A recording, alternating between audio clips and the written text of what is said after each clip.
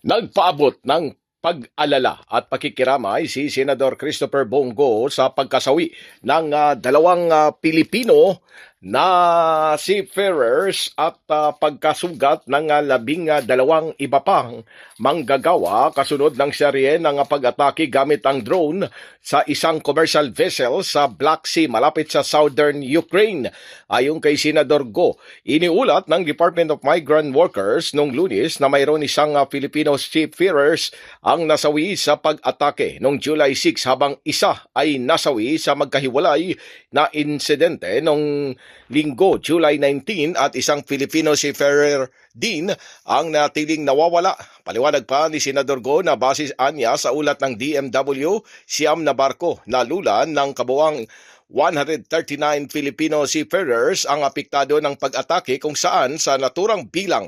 124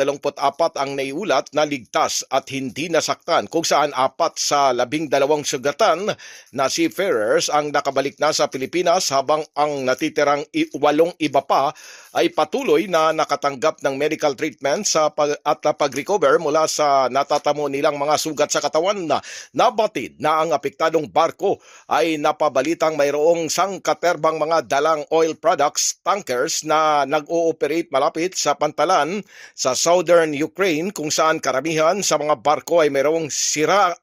habang nakadock anchored o mayat-may ay aalis din sa pantalan. Paliwanag pa ni Senador Go na ang DMW at ang concerned manning agencies ay nakipag-ugnayan na sa mga pamilya na mga apektadong seafarers upang ma-impormasyon at ang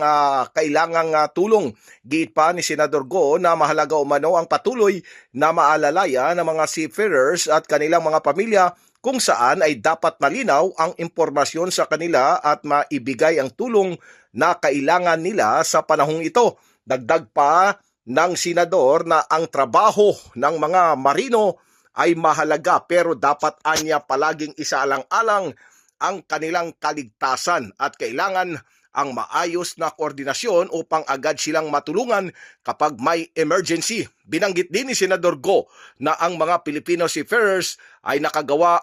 ng mahalagang sakripisyo habang nagtrabaho malayo sa kanilang pamilya at kung minsan ay madalas na hinaharap ang mahirap na kalagayan sa karagatan. Si Senador Go ang isa sa may akda at co-sponsor ng Republic Act No. 11641 kung saan nilikhang ang Department of Migrant Workers. Binigyan din pa ni Senador Go na malaking bagay na may ahensyang nakatutok sa kapakanan ng ating mga OFW at sa mga ganitong pangyayari mahalaga umano ang mabilis na koordinasyon at tuloy-tuloy na suporta para sa mga manggagawa at kanilang mga mahal sa buhay. Pilipinas mula sa Senado, Silvestre Rambulabay, Radyo Kayo Manggi.